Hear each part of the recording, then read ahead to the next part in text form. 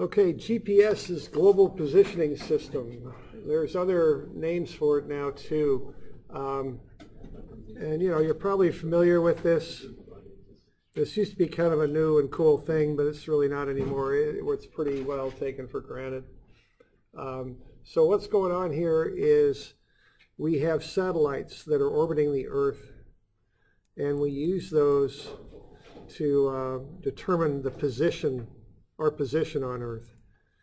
And you know, if you've got a cell phone and a mapping program or whatever, you're probably pretty familiar with this stuff. Now, surveyors use this at a different level than you would be using if you're just walking around with your cell phone.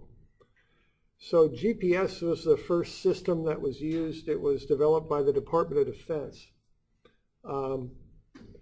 You know, there was a kind of a famous image from the first Gulf War where they basically took a missile and dropped it down a chimney of a building in Iraq, and they did that with GPS. You know, that was quite a thing at that time. So, you know, that was, so it's a Department of Defense thing. Now, there's other systems up there now. Russia maintains the GLONASS system. Europe is developing what they call the Galileo system. So there's lots of satellites now that are used for navigation, not just the American ones. It used to be just America, but now Russia and Europe have their own, or developing their own systems. India might be doing some stuff too. I can't remember. So what these satellites do is they send out radio signals. Right? What page are we on? I'm on page 1101 out of your book. Okay. So these satellites send out radio signals. And what you have, if you have a GPS unit, is it's called a receiver, because it picks up those radio signals and can determine position based on those. All right? Now, the satellites do orbit. That is something to know.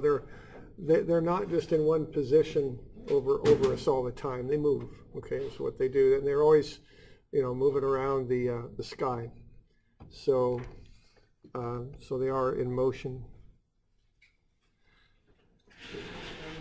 Now, back in the old days, when you wanted to do a real long-range, high-order survey, they either had to get on top of a mountain and set up on a point. If they didn't have mountains, they built these big towers, because what you needed to do was to shoot from one point to another. You had to have line of sight between your points. Nowadays, though, with GPS, your line of sight is up to the sky. Right? So with conventional surveying, you got to shoot from one point to the other on the ground. So you'd be doing something like that, or trying to. So if you're in wooded country, or you know, you got obstructions, you got a little bit of a problem, okay? So you couldn't really do that, you know, if your 2 points had a tree between them. What GPS does when you survey is you need line of sight to the sky. What you're doing in a GPS survey is you're determining your location with respect to these satellites. So you would find the location of this point and find the location of that point, and from that basically calculate the distance in between.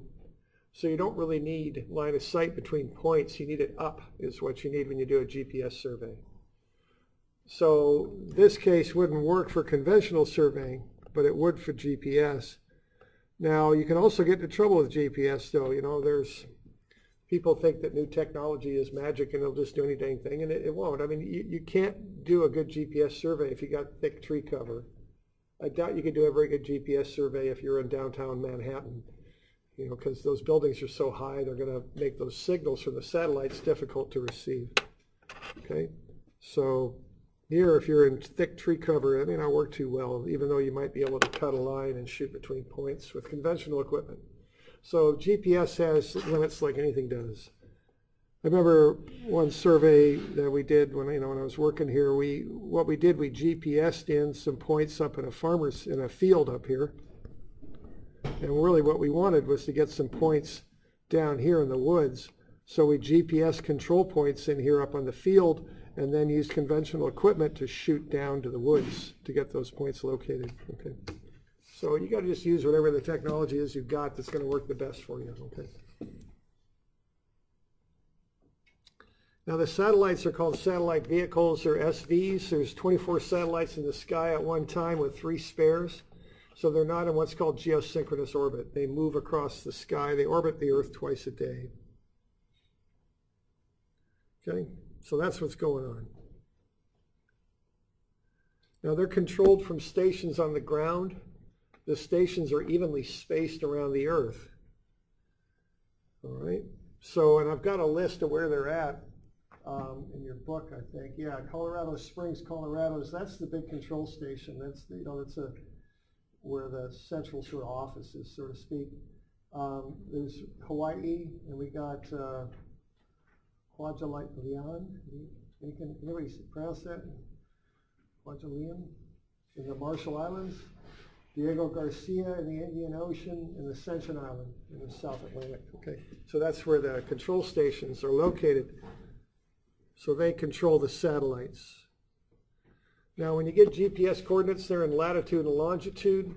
The normal sequence is then to project those and put them in state plane coordinates to get them so we can use them on a project.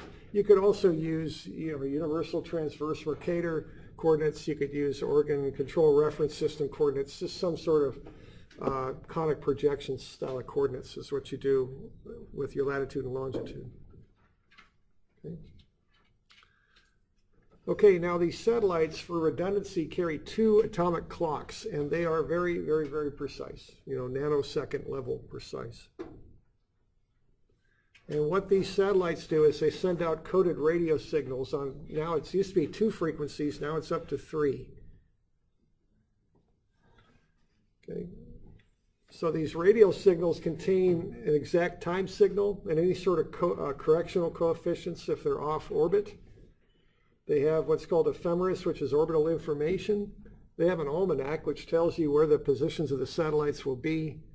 They have atmospheric correction constants, and they have information about the satellite health. So that's what's contained in the radio signals. So what they do, essentially for the purpose of locating where you are, is they send out a digital code, 1s and 0s. Each satellite has its own set of code that it sends out. The receivers know the code that comes from the satellites.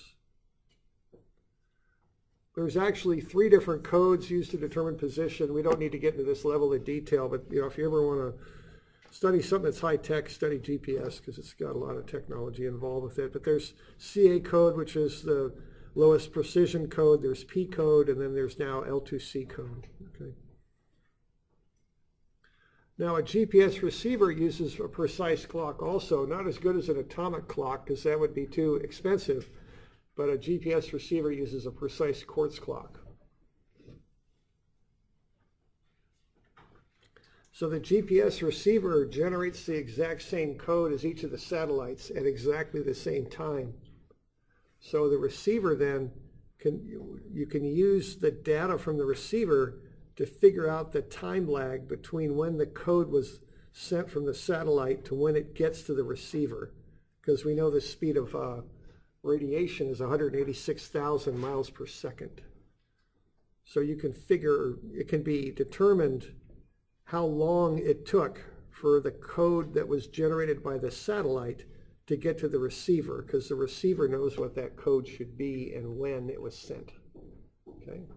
So that time lag can be figured out. Once the time lag is known, the distance can be calculated. Okay? So that's the basis of how this stuff works. There's a code that's sent from the satellite, is picked up by the receiver, and the time lag can be determined. By knowing how fast the code travels through space, you can figure out the distance. Okay? So if the receiver can read at least 4 satellites at the same time, it can figure up an XYZ position and the exact time. So you can figure out where the receiver is. In actual practice, you need a 5th satellite just to kind of rectify any errors. So what you're doing there basically is a distance, distance, distance intersection. Here I'm showing you intersecting 2 circles or 2 arcs. in three-dimensional space, you'd be intersecting three spheres on a point. And that intersection point is where the receiver's at. The radii of those circles, in this case, is the distance from each satellite to the receiver. Okay? So that's how this stuff works. Very high-tech and requires a very, very, very good clock to determine those distances, because you're actually measuring the time lag is what you're measuring, calculating the distance. Okay? So we good with that? How that works, basically? Okay. Good to go.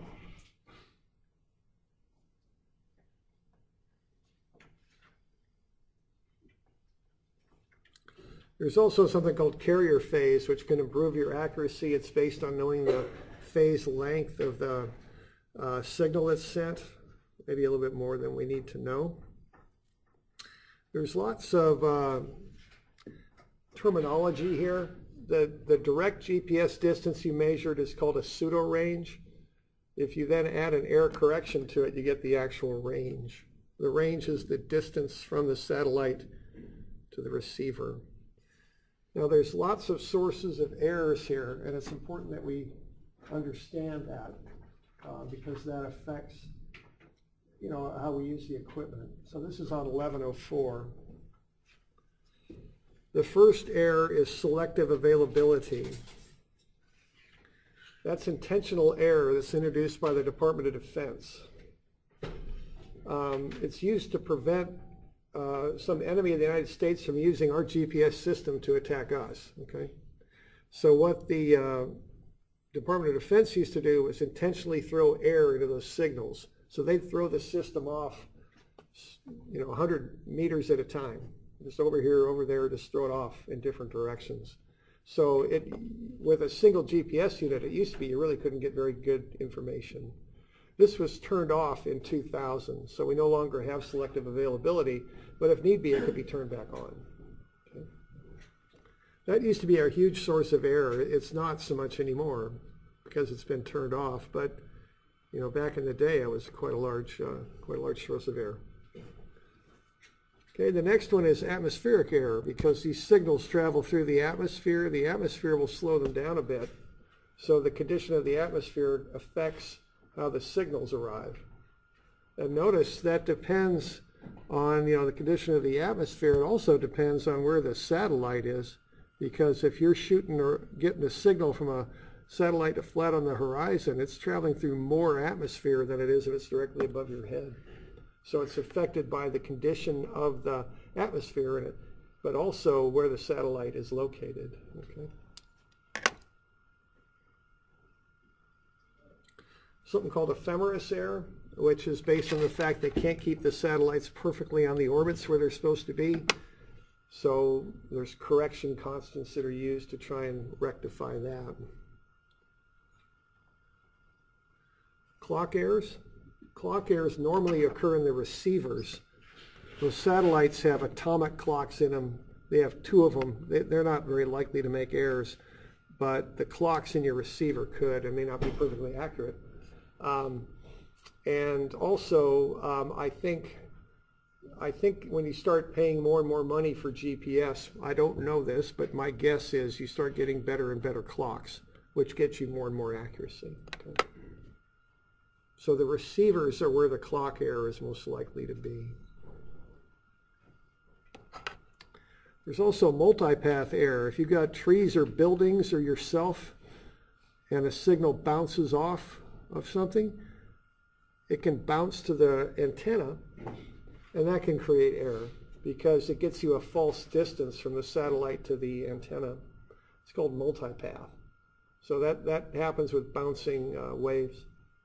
It's good practice to hold a GPS away from your body because your body has so much water in it, so you get quite a lot of bounce off your body.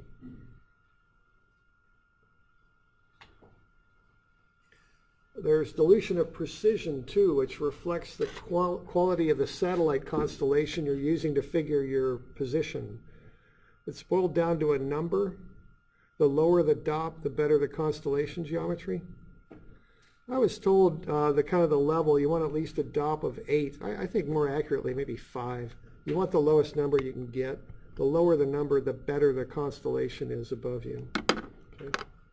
So I would think more of 5 there than 8. So good DOP occurs when you've got the satellites spread evenly across the sky, and a lot of them are high up above you. That way you get a nice clean solution when you do all these distance intersections for where your receiver is. Bad DOP can happen when the satellites are clustered together, because you don't get a nice clean solution then, and when they're low on the horizon, because then you get a long thin solution for where you are. Okay? So good DOP is nice evenly spread satellites up above your head. Bad DOP is when they're clustered and low on the horizon. Okay.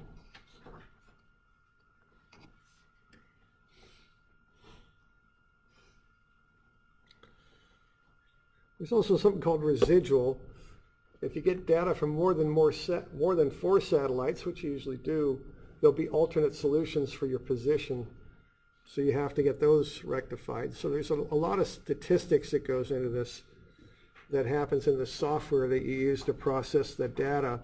You might remember when we were out there doing that one grade staking survey when we had the GPS units.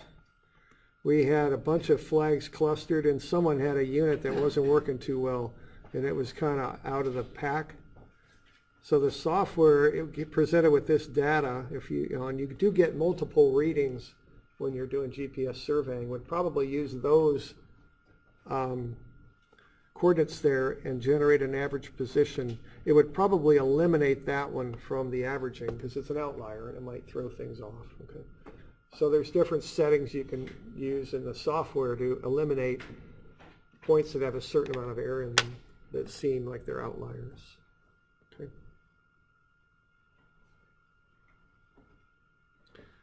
Now a single GPS is used for navigation. You know, if you're out in the woods or something, you might use one of these, and these are getting pretty darn good. Our units go down to about 10 or 15 feet, but there's some that are better than that, okay? But that isn't nearly good enough for surveying. You know, I just use this because we don't have the budget to buy real serious real-time GPS, so I use these instead for our grade staking. But, you know, these just can't do the job. They're not good enough. They're not accurate enough. When you get into surveying GPS, you use what's called differential GPS. Okay, so what you have when you do differential GPS is you have a base and a rover. Okay, so you have 2 units out there. The base is usually on a tripod. The rover might be on a staff because it's easier to move around, or it might be on a tripod also. So what you're doing then is you're surveying from the base to the rover. Okay. So the base goes on a known control point. The rover moves around to the points you want to measure. Okay. So what you do then is you measure the position of both of them at the same time where they're subjected to the same conditions. And then you calculate what's called a baseline from the known base to the unknown rover to determine its position. So by having 2 units out there, and they're high quality units too, these are much better than the handheld Garmins you might be walking around with, you get better answers, okay? Better solutions. So what you're doing there is you're calculating the position of both units at the same time. If they're close together especially, they'll encounter a lot of the same errors. So they'll both be off by the same, roughly the same amount. If this is on a known, you can use the data to determine where the rover is with respect to the base, and that can get you a very good position. That's the basic idea. So when you're running the same instruments or similar instruments at the same time, fairly close together, they're going to experience the same errors, which will throw both of them off by the same amount. But you know where the base is, you can correct it back to its real position and correct the rover by the same amount. And that'll get you a very good solution on where the rover is. That's the idea. Okay.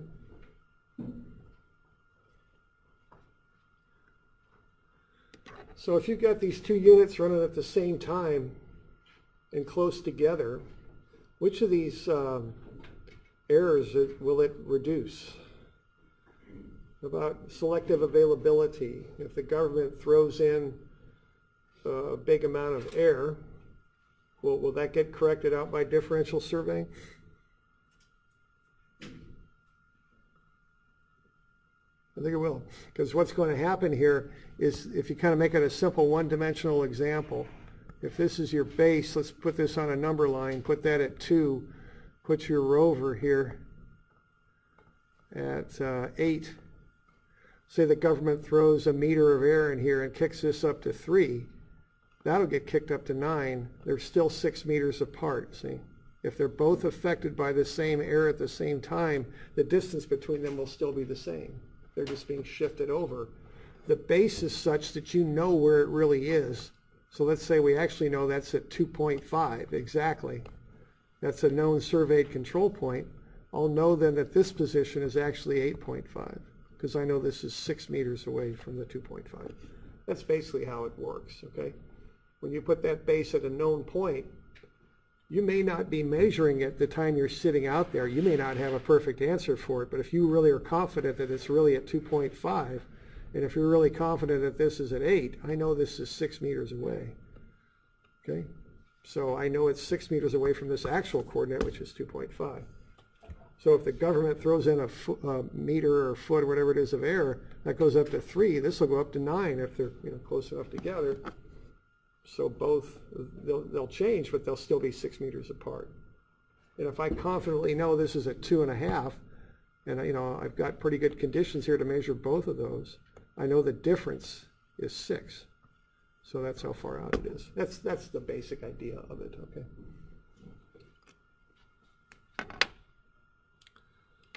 About atmospheric error, if they're close together. Should they have the same atmosphere around them? Above them, I guess, more to the point, pretty much. Let's say they're within 100 meters of each other. I wouldn't expect to have too much atmospheric variation in 2 points 100 meters apart, so I think it would count for atmospheric error.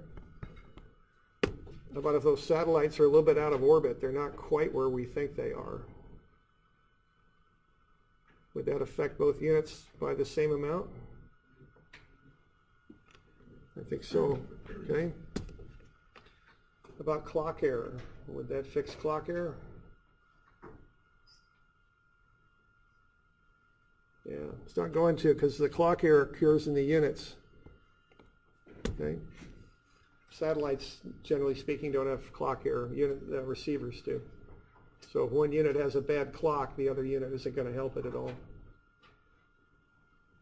How about multipath?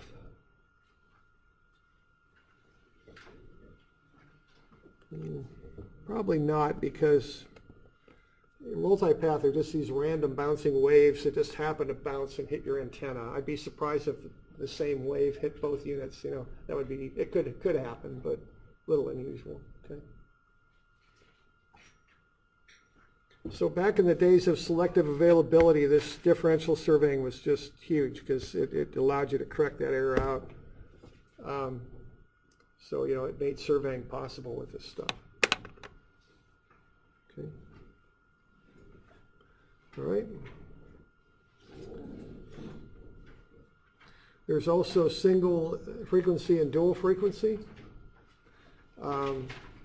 Dual frequency can help to determine if you have atmospheric error because the atmosphere affects different frequencies by different amounts.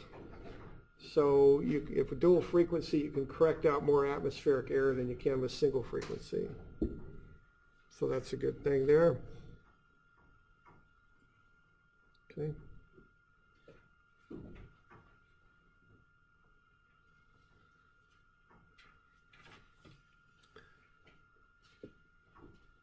Okay, we're going to do a post-processing survey. So we're going to go out there, use those units to collect data from the GPS receivers, dump that data into a computer, and process it. So that's the type of equipment we have. So using this equipment, we can find where we were, okay? So that's what we'll do. We'll do a little bit of a topo survey out there, okay? There's also something called real-time kinetic surveying, where you've got a modem, or you can use the internet too to send a signal from one receiver sending correction constants to the other. You can find out where you are with that, okay? We don't have that type of equipment though. We've got post-processing. So what we're going to do is a topo survey, and we'll just run out there where we did that grade staking on that little piece of ground there. And we're going to just hit a few points there and try and get this thing mapped. So that's our goal here today. Let's see. There we go.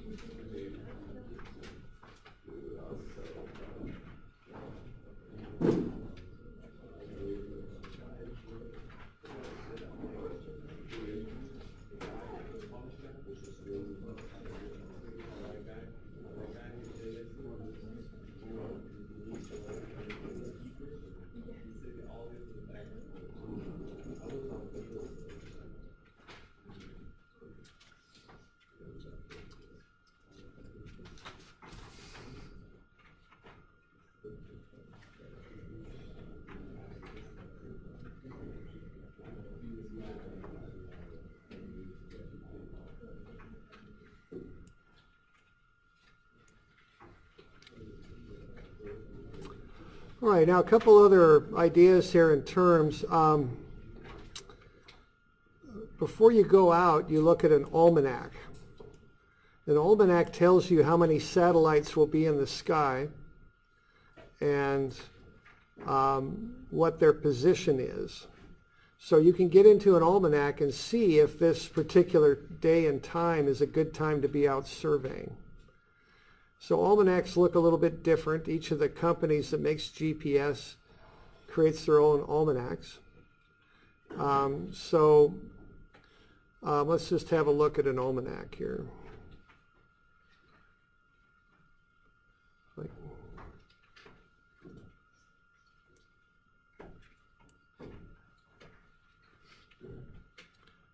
There we go. So what we have on this thing, and you've got one of these copied into your notes, I think. On page 1121.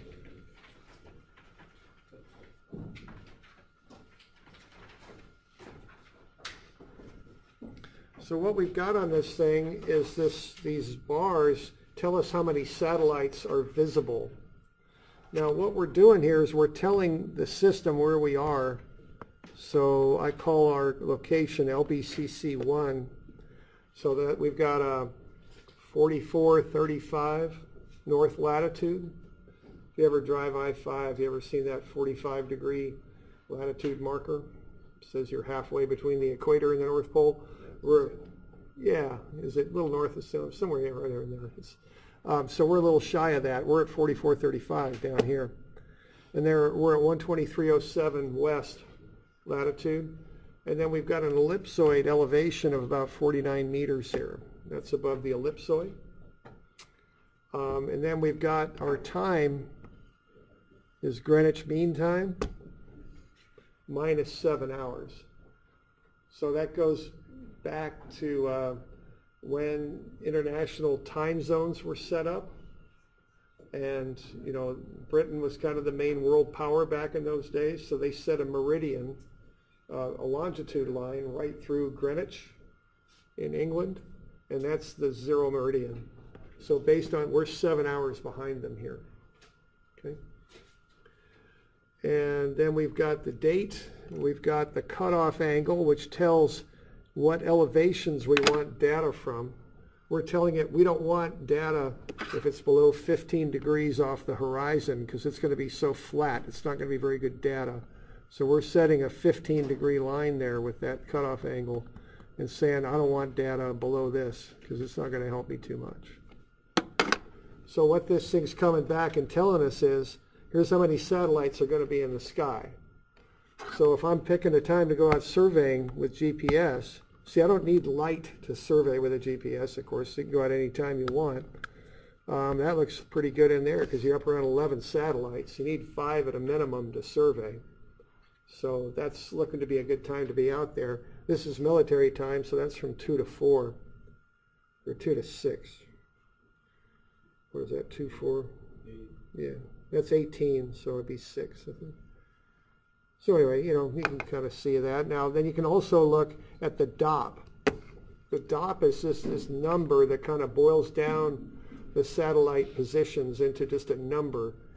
I'd like a DOP 5 or below to do decent surveying. So if we're out at this time, that would be a pretty good time to go out, because see how low that DOP is?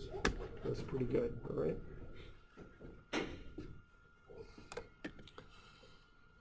All right, so that's one little number, and that'll be displayed right on our units, so we can check that out. What else here? Here, single, differential. Okay, so that's the almanac.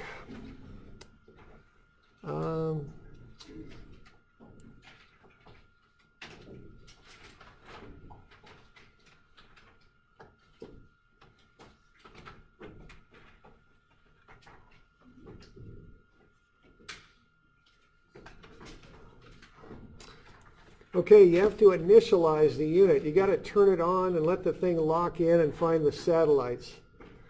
We don't use the nice L2C code, so our units have to initialize. They can take a half hour to warm up and find data. So we've already got them out there just sitting. They're turned on right now, just kind of figuring out where they're at. So when we put these things on the staffs, we want to be kind of careful that we don't break our satellite contact, okay? Our units are a little bit older, and so we don't want to lose contact with the satellites. I've actually heard stories from the old days, you know, with the older equipment where people would have them turned on when they were in their trucks going out to a job. When they got to an overpass or an underpass, they'd have to stop, get their stuff out of the truck, go over, so they didn't lose contact by going under the bridge, right? Get to the other side, drive the truck under, throw it back in and go. So, you know, we don't want to lose contact. So when you're holding this stuff, hold it vertical. Like someone carrying a flag around, don't just be careless with it. Keep that antenna up, okay? Because if we lose contact, we're a little bit out of luck there for a while, okay? We also set an epoch, which is how often we take a reading. Ours, I think, is set to 2 seconds, if I remember right. So we're going to take a reading every 2 seconds. It's important that your base and your rover are set to the same epoch. Okay? All right, now what we've got out there are control points that we're going to go to first. And we're going to sit on those. And so what we're going to have you do is first kind of calibrate your units. So we're going to sit for 5 minutes on one of those control points, all right? And I've got 4 units, I think, that we can use, and I have a base that I'll put on another control point. So we're going to do some differential surveying. So y'all will just sit on that point for about 5 minutes, and that's going to help the thing initialize and get a good initial position. Once you've got that, the next thing to do is to hit the other control points out there. Okay, so we're going to have you walk around and hit the control points. They're points 7, 41, 2, and 3, if you notice those on your map. So those are control points. So 7, 41, 42, and 43. Is 8? Yeah, I'll be on 8. 8's the one to the south, isn't it? Is it? I can't remember. Okay. So yeah, just 7. So I'll be on 8 because I'll be occupying that. Okay. And then once you got that, just start running through and picking up those points in the on the list, on your map, I guess I should say. Now, and now I don't have them marked, so you just kind of look at the ground and put the unit where you think it ought to go. It doesn't have to be, you could be a little bit off from what your neighbor does. It's not that big of a deal, okay? Just as long as you're close, we're fine. Okay, so we're going to be working up here. So we're going to set up and take data, take lots of data. So we'll sit for 5 or 6 minutes. We're getting a reading about every 30 seconds, I think. So that'll get us 150 points, data points to kind of initialize and kind of lock into the place where we're at. Then we'll hit the other 3 control points, which are positioned around the survey. Then you can start hitting those points that we're going to survey. Now let's kind of figure out how we're going to do this. We've got 7 crews, but I don't got 7 units, so let's figure this out. Why don't we start